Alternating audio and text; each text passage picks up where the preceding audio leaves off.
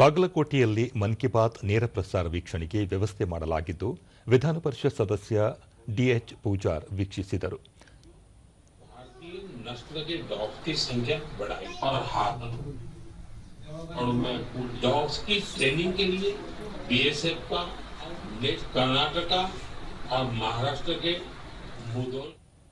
ಬಳಿಕ ದೂರದರ್ಶನದೊಂದಿಗೆ ಅವರು ಪ್ರಧಾನಿ ನರೇಂದ್ರ ಮೋದಿ ಅವರು ಮುಧೋಳ ಬೇಟೆ ನಾಯಿಯ ಬಗ್ಗೆ ಅಭಿಮಾನಪೂರ್ವಕವಾಗಿ ಮನ್ ಕಿ ಬಾತ್ನಲ್ಲಿ ಪ್ರಸ್ತಾಪಿಸಿದ್ದಾರೆ.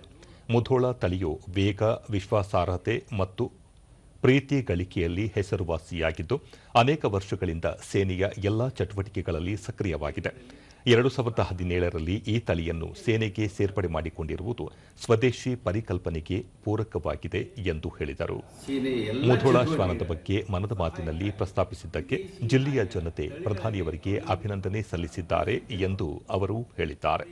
ಮಂತ್ರವನ್ನು ಜಪಿಸುವಂತಹ ಪ್ರಧಾನಿಗಳು 2017ನೇ ಇಸ್ವಿಯಲ್ಲಿ ಈ ತಳಿಯನ್ನು ನಮ್ಮ ಸೇನೆಯ ಚಟುವಟಿಕೆಗಳಲ್ಲಿ ಸೇನೆಯ ಸಹಾಯಕ್ಕಾಗಿ ನಿಯೋಜನೆ ಮಾಡಿದ್ದು ಅತ್ಯಂತ ಹೆಮ್ಮೆಯ ಸಂಗತಿ. ಅದರ ಸೇವೆಯನ್ನು ಕೊಂಡಾಡಿದ್ದಾರೆ. ಜಿಲ್ಲೆಯ ಜನತೆ ಇವತ್ತಿನ ದಿವಸ ಅತ್ಯಂತ ಹೃದಯ ತುಂಬಿ ಪ್ರಧಾನಿಗಳಿಗೆ ಅಭಿನಂದನೆಗಳನ್ನು ಸಲ್ಲಿಸಿದ್ದಾರೆ.